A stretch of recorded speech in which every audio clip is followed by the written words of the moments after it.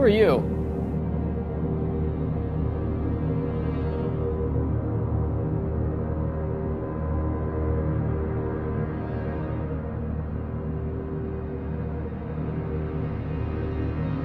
I am you. Who else would I be? Oh, okay. Have you seen Annihilation? Oh, yeah, I saw it. Do you want to, review it for me? Kind of lazy. I don't want to do it. Yeah, I'll do that for you. No problem. Great. All right, cool. I'll get you a script and we'll go, right? Okay, cool. Let's do it. Can you describe its form? No. Start from the beginning. Hello and welcome everyone to a new review. This time I'm reviewing Annihilation. Is that good? Oh, be a little more extra. You're a little too monotone. Just be a little bit... Annihilation comes from writer-director Alex Garland, who previously worked on a movie called Ex Machina, which I quite liked. Hey. Turn it down, like 3 notches. Be a little bit more monotone. Not as much as you were before, but just a little bit more. Then you got it, all right? Oh. God. So, needless to say, I went into Annihilation pretty excited for whatever Alex Garland had up his sleeve now. And unfortunately, it's not nearly as good as Ex Machina. This film is very, very bumpy and very uneven. But let's talk about the story here first. So basically what this movie is about is Natalie Portman, who gets abducted. Her and her husband get abducted and taken to a remote facility in the middle of nowhere, where they find out that there is some kind of field, like energy field, that's rapidly expanding, and they don't know what it is, they don't know what's inside, and every time they try to investigate inside, the shimmer is what it's called, no one comes out. Nothing comes out, nobody survives. They assume that everyone either gets killed by something or they kill each other. So our basic story is that Natalie Portman and Jennifer Jason Leigh and a small team of women go inside to the shimmer and try to figure out what is inside. And that's basically the story. Of course, a lot more to go into here, and I'll start off with the first act. I'll go through this movie act by act and explain why I don't particularly like this movie, because this movie is segmented in acts, not just story structure acts, but actual title cards. There's a title card saying Area X, the Shimmer, the Lighthouse, and it segments parts of the movie, the longest being, of course, the Shimmer, which is Act 2 of the movie. And of course, that's the longest because the second act of every movie is always the longest. What do you think I do when you're away? You think I'm out in the garden pining, looking up at the sky? Why aren't you here? I gotta leave a day early.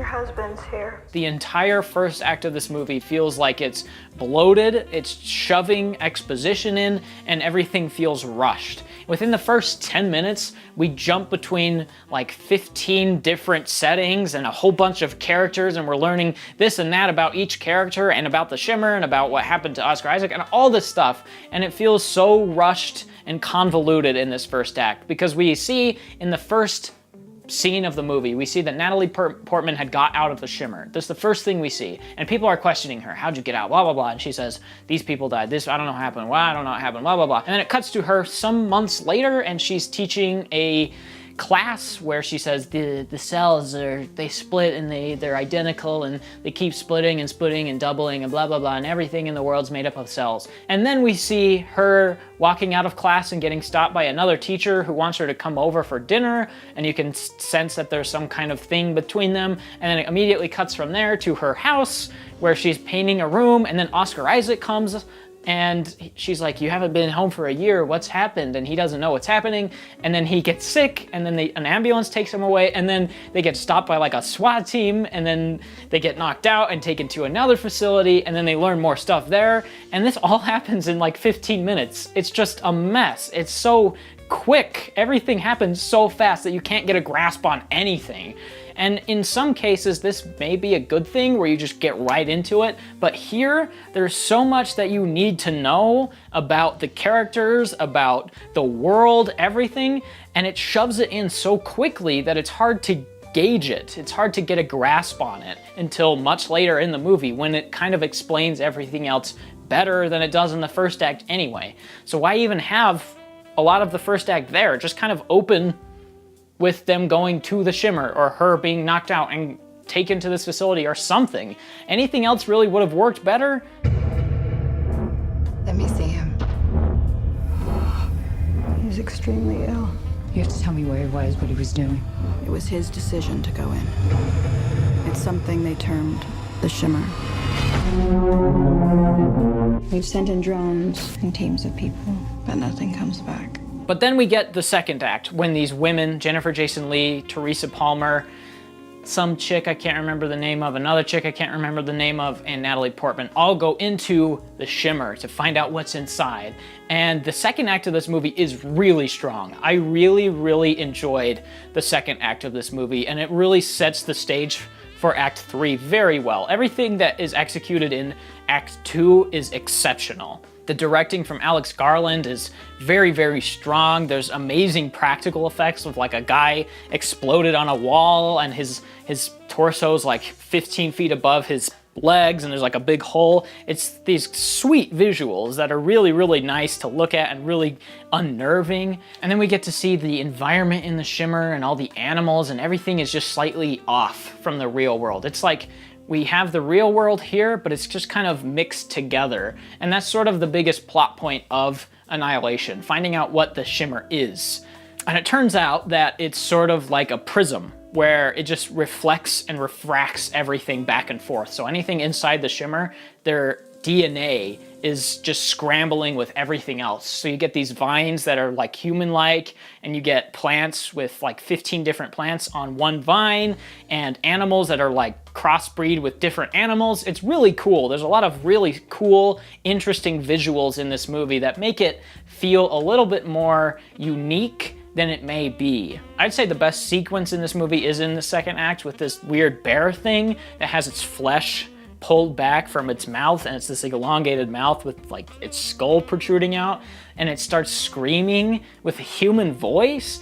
It's just incredibly unnerving stuff.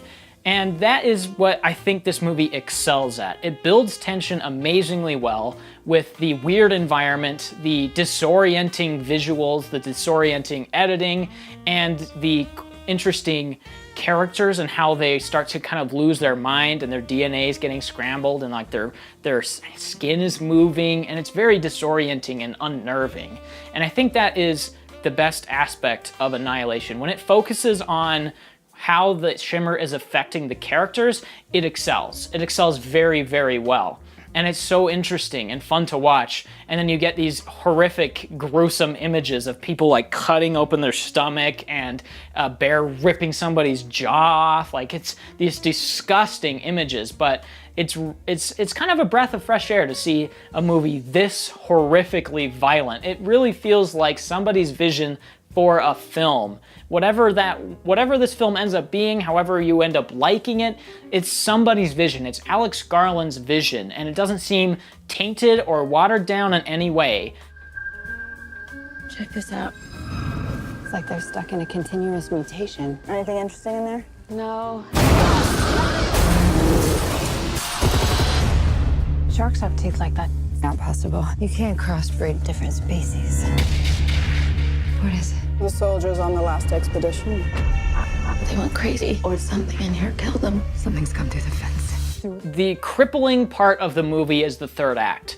Now, I say it's still a little bit better than the first act because you get some really neat, creative visuals with some interesting ideas at play, but the biggest problem is the conclusion to the movie, or the twist. We learn that the Shimmer is just aliens. It doesn't explain it. It doesn't make any sense of it. It just says, it's aliens, so we don't need to explain it. There's actually a line of dialogue from one of the guys interviewing Natalie Portman where he says, so it was aliens. And then she says, yeah, and then it cuts, and that's all we learn about the Shimmer, is that it was just aliens. And it's this kind of cop-out ending that feels incredibly unsatisfying. It feels like they had no idea how to conclude the movie and how to bring all these plot threads together, so they just said, yeah, it's aliens. Everyone can fill in the ideas on their own because aliens can do whatever they want, right? If I had to pick a word or a phrase to describe this movie, it would probably be hit and miss or inconsistent. Because there are a lot of interesting things and creative things about this movie. Alex Garland proves that he is a more than capable director. The cinematography is really nice looking. All the performances are solid from everyone across the board. Although I would wish that Oscar Isaac was in it more, because I really like Oscar Isaac.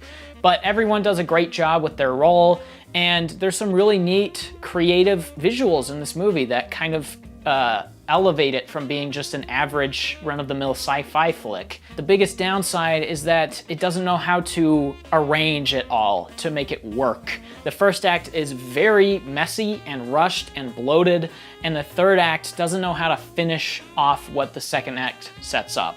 And it makes the movie unsatisfying. It makes it so that you walk out of the movie kind of scratching your head, not knowing how to think or feel about it. And the weirdest part about it is that there's a big subplot going throughout the whole movie where Natalie Portman's having an affair with the teacher that they set up in the first act, but it goes nowhere and it doesn't really accomplish anything. So I don't know what they're going for with that. Was there some kind of message to this? Because it doesn't come across at all. So I don't know. I think the movie, again, is very inconsistent and unsatisfying. So I'd probably give it a 6. It's destroying everything. It's not destroying. It's making something new.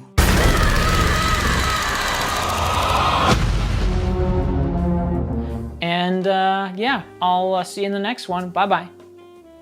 How was that? Was that good? Was I natural? Did it work? Oh, you're done? Oh. Well, you completed the only task I had for you, so...